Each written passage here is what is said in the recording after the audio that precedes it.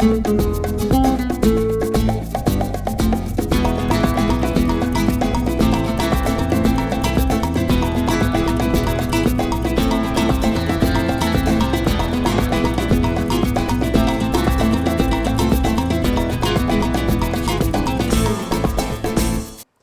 and welcome to Health Digest, a program that brings to you news analysis and expert insights on issues that affect your well-being. I'm Ogom Ezedibu. Today, we turn our attention to diabetes, a silent but growing health concern in Nigeria. As lifestyles and diets continue to change, more people are finding themselves at risk of this chronic condition that affects how the body processes sugar. But how much do we really know about diabetes and what can be done to prevent or manage it effectively? That's our focus for today.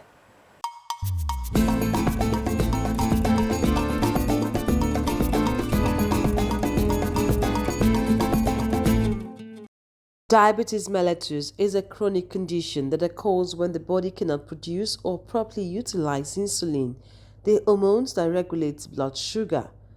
There are two types of diabetes. Type 1 diabetes occurs when the body's immune system destroys the cells that produce insulin.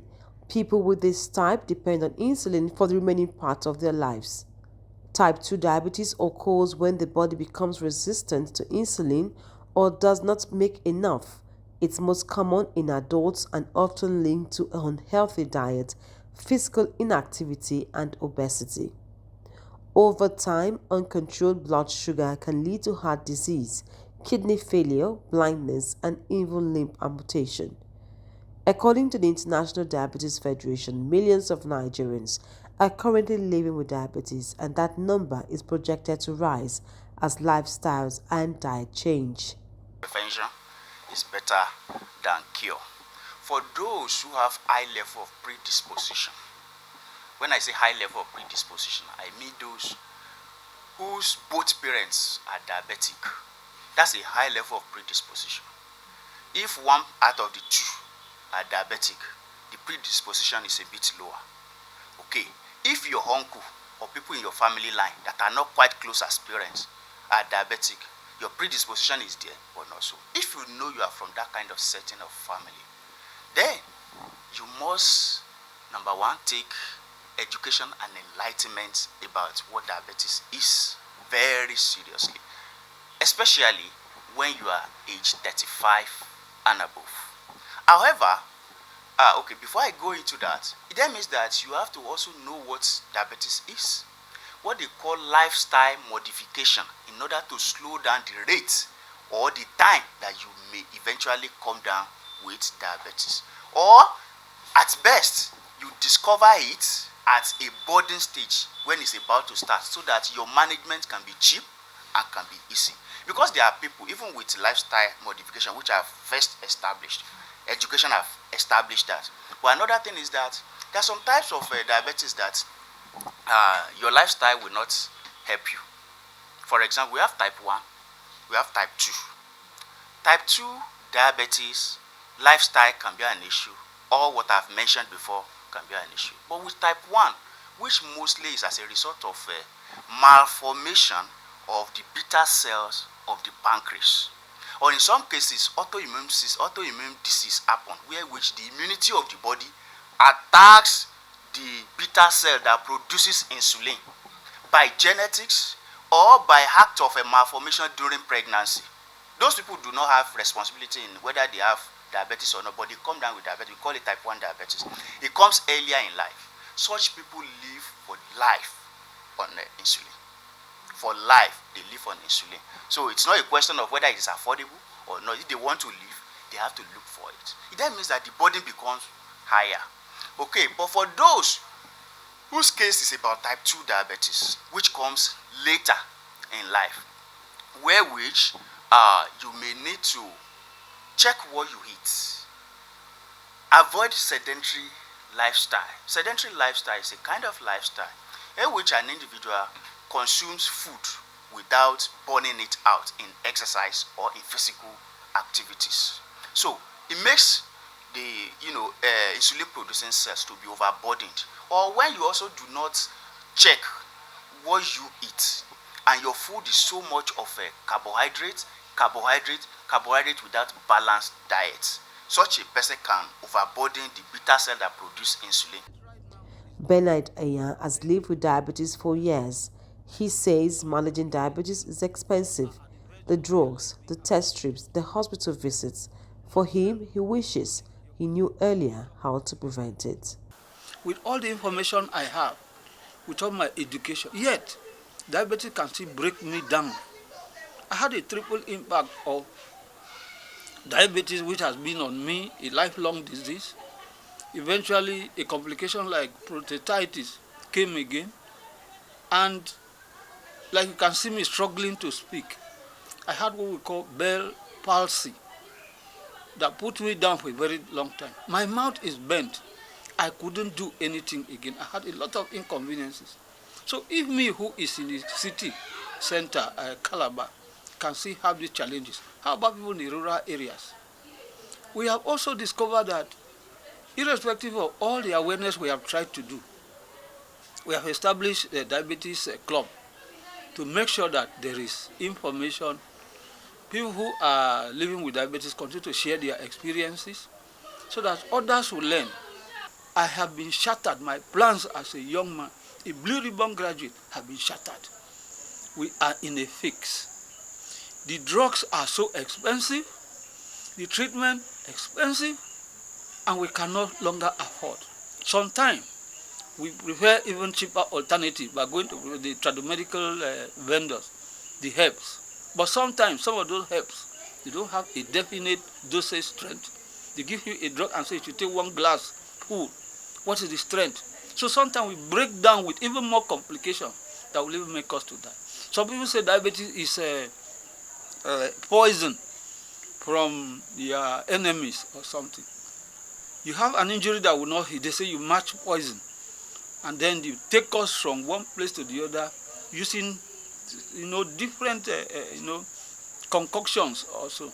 Sometimes when you die, nobody knows about it. It is not recorded. Experts say lifestyle modification can reduce the risk of developing diabetes by up to 58%. That means making small but consistent choices like eating low glycemic foods, staying active, and reducing sugar intake. Glycemic index is a critical factor in diabetes. So low glycemic index are foods that have a glycemic index of 55, less than 55 and below. What does that mean? It means when they are consumed, the rate at which glucose is being released during the metabolism, it's not at a high rate. It releases slowly, and as such, there are 5 critical importance to that. First of all, it prevents a spike in blood sugar levels in the body. So low glycemic index food prevents a sudden rise and fall of blood glucose level. Secondly, it reduces the strain on insulin. Insulin is the substance produced by the pancreas, to process blood sugar, process glucose rather. Then thirdly, low glycemic foods, it improves weight management. I will explain that, because majorly low glycemic index foods increases satiety. You get fill up easily, which reduces appetite and reduce calorie intake. So it helps reduce weight management, and obesity is a risk factor for type 2 diabetes. So that's another importance of low glycemic index food. Yeah, so low glycemic index will cut across the classes of foods. So for staples, for instance, low glycemic foods, let's look at the common staples around, the common food people consume, like bread. So white bread is of high glycemic index. So, but the wheat bread and sourdough bread are low glycemic index options. For tubers, white yam is of high glycemic index, but that can be replaced with potatoes and oats as well. Then for rice, that is very common. White rice is of high glycemic index. That can be replaced with brown rice, with ofada rice, with the husk included, with basmati rice, which is not very common in this type, but that is still available in the market. High glycemic, there are high glycemic fruits as well, because in Nigeria we consume fruits a lot. So pineapple, watermelon are of high glycemic index, but apples, berries, any kind of berries have low glycemic index, which is a better option. Then vegetables generally, a leafy vegetable, carrots are very low glycemic index, which is a very healthy option. Then unripe plantain. Then in terms of swallow, gari is very common, which is of high glycemic index. So it can be replaced with, there are some swallow that are made with unripe plantain flour, which can be replaced with it. It's a very helpful option. Then even the wheat meal itself is of better glycemic index than gari. We have found ourselves in a country, where processed foods are easily available. And what practical steps can we take, to include more of these low glycemic foods in our daily diet? Okay, yeah, the first practical step is awareness, like even self-awareness, and increased nutrition education for the populace. So people should know the concept of glycemic index, be able to classify foods based on glycemic index. Everybody knows what a proteinous food is, what a carbohydrate food is. So we should know what a high glycemic food is, what a low glycemic food is as well. Then secondly, we should combine meals strategically. Like the southwest, I'm from the southwest, so the southwest Nigeria food varieties is more of high bulky carbohydrates with high glycemic index. So we can combine them with high leafy vegetables. For instance, when consuming curry or most of the swallows, make the portion sizes a bit smaller, then the leafy vegetables to be more improved. Then protein should be combined more with staples. So the focus should be on increased protein, increased leafy vegetables. That's a strategy too. Plan ahead. In planning your meals, you don't just eat spontaneously. You ensure that you have a proper meal plan for the day, for the week, so that stipulates that reflects the healthy nature of the food in terms of how it spikes up your blood sugar level. So for instance, in the morning you are sure of what to take. In the afternoon you don't just get to eat anything. Then in terms of even meal preparations for the 9 to 5 categories, so we can, to avoid the stress of trying to cook each time and looking for how to reduce the glycemic index in your food, you can cook how do I call it, once for the whole day. Then you get to, how do I call it, get to reheat when it's time to consume. Then one other strategy is to improve cooking methods. So high starchy foods like pasta, like rice, overcooking it increases the glycemic index effect. Yeah. So when you overcook, so having the knowledge that when you cook highly starchy foods, so parboiling is an option, so to prevent overcooking. A bottle of insulin can cost as high as above 25,000 naira, depending on the brand. With most patients requiring multiple vials monthly, diabetes can consume a family's entire income. Prices have gone up, and because there's no corresponding increase in any capacity of the people, so you find a situation where some people have severely complained to us. Some have met their prescribing physicians that they can no longer be sustained on it. However, some have no choice. Some have choice where they can be switched to some other brands or to some other medications.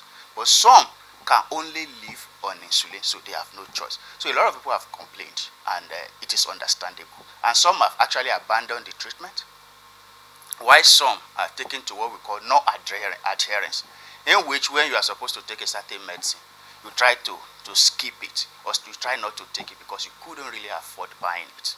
And that will lead to treatment failure. Definitely, the physician would think is managing the patient and has placed the patient on a medication. But the patient is not taking the medication. So that will definitely lead to treatment failure. And when treatment failure happens, complications happen. Death ultimately also happens. When we take a look at complications, diabetes and high blood pressure, they are almost like Siamese twins. They normally go together. When you allow diabetes to progress, it will bring high blood pressure. When both high blood pressure and diabetes come together in the same body and is not properly managed, you can see organ failure like kidney may be failing. You can see issues like stroke, and you see a lot of agile people who should contribute effectively well to the economy of the country will become more or less like a dependent because of their health condition, which they cannot properly manage. We can look at why we get to this level. I must say, why we will appreciate the government for trying to pull us out of the wood by promoting the policy about flotation of naira, which actually devalued naira. At the same time, removing the subsidy, which is actually embedded in corruption. Putting these two together, we will say it is okay. However, there has been no corresponding increase in earning capacity of the citizenry. And because of this, prices of essential commodities have gone up and people cannot afford it. Insulin, as you rightly mentioned, is a cold chain medicine. What it means is that from the point of manufacturing to the point where the patient will be administering or where the nurses will be administering that medicine to the patient, it must maintain a very low temperature, some as low or below 1 degree Celsius. When I say 1 degree Celsius, if you look at the temperature of this particular place, could be as low as like 20 degrees Celsius. And in fact, the air condition is set at about 16 degrees Celsius. But I'm talking of lower than 1 degree Celsius. That's why that medicine was when you are bringing it from where it's manufactured. For example, some are manufactured in Switzerland, some in the United States. From United States, you must keep it in a cold. That's why when they are bringing it, they must put ice pack around it. When it gets to Nigeria and you have to stock it, it must be with ice pack. When you are stocking it, it must be inside the refrigerator. When I go out to get it from the distributor, it must be with ice pack. When I'm bringing it straight, I take it into the refrigerator. So you must not break the cold chain if you still want to have the medicine as potent as expected. So it becomes very expensive to stock it. That's number one thing. And if you have to stock it, power must be, must not go out. And that's why I said it was quite difficult at the time. When you have erratic power supply, and when you try to manage with generator, the cost of fueling the generator becomes another thing that is not affordable. So if you don't want to continue to dispense poison to the public by the poison that is better, the one that you don't know that the medicine has turned to poison but you are dispensing it is another thing, because you could not actually maintain the cold chain. So it becomes quite challenging. So if you have to, for example, stock it, you must be ready. And that's why we had to go all the way to borrow money to have a 5 kVA solar system here. Yet, experts insist early screening and healthy living can save lives and pockets. And I tell you, because the brain has a way in which it can get dependent on what you have fed into it for a long time. When such children grow up, all they look for is all these chemicalized processed foods and drinks. And by that, they predispose themselves inadvertently to developing diabetes, especially when they have a family history. So I want to beg parents to actually, be circumspect in what they feed the children with, because it's very important. Let the government do in this case now. The government can take a look at some of those imported food materials that are laden with sugar and seasoning agents that are not good for the body, and just tactically either stop their importation, because most of them are not producing in this country. So you stop their importation, or you increase tariff in a way to discourage, so that when they are very expensive, because you can use cost to control consumption. For example, when government wanted to regulate codeine consumption, what they did was to increase tariff. And when you will need like 24,000 naira to buy a bottle of codeine, or 50,000 naira, then you see that it's only few people that can afford it that will be caught in that kind of web. Others will be screened out naturally. So in a way, you can increase tariff for such kind of materials, and by the time they are buying just one bottle of such thing like 50,000, the company will not have a choice than to just go down with it, and they will not bring it. And by that, you will be enhancing the health of the citizenry, because you are going to eventually go into litigation.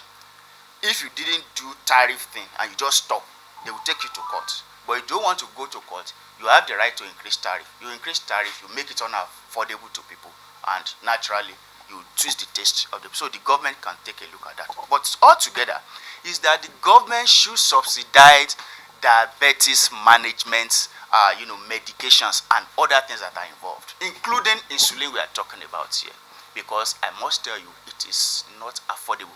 Take a look at it this way. I saw a statistics today that 139 million Nigerians live below poverty level. What this means is that an average person in this particular bracket hence or spends less than 2,004 cents. That's $2,000, 4 cents per day, which is about let's say 3,000 naira. Since dollar is about what? $2. That's about 3,000 naira. Are we getting it? So it then means that if someone does not have more than $2 per day, we are talking about $64, for example, per month, which will be about 100,000 naira. If you earn 100,000 naira, of course you know that the minimum wage is 70,000 naira. So if you earn like 100,000 naira monthly, and you will need a medicine that will go up 54,000. You know, I told you of 2 bottles of some of them. 1 bottle is about 27,000. 2 bottles is about 54,000, and you need that one to manage yourself for 1 month. What's the percentage of your earning that you are spending on only managing diabetes? Occasionally you will have malaria. Occasionally you may also come down with typhoid, cough, catarrh, and the rest of all of them are there. So it then means that you will be spending over 50,000 of your earning on maintaining your health alone. How much will you have for your house rent? How much will you then have for transportation? How much will you have for the family? And so on and so forth. Therefore, the government needs to do something about subsidy to insulin and other medications that are used to manage diabetes. And not only that, every other non-communicable diseases. Because in some cases, the individual does not have a fault why it comes down with it. Like I mentioned, the type 1 diabetes where the body just destroys the cell and you don't have a choice in it. And we have seen children that are born with it. We have seen children at age 5 that are diabetic. We have seen children at age 2 that are diabetic. In the course of practice, we see all of this. It's to no fault of theirs. They echo that prevention is not just better than cure, it's cheaper, and want every Nigerian to be deliberate about staying healthy.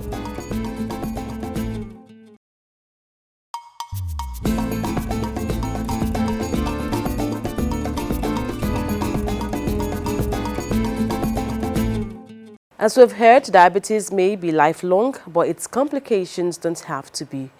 Early screening, healthier food choices, and regular physical activity remain key to prevention and management. Experts insist that staying healthy isn't just a choice, it's an investment in your life and your finances. That's Health Digest for today. I'm Ogom Ezedimo. Thanks for watching, and remember, always prioritize your health.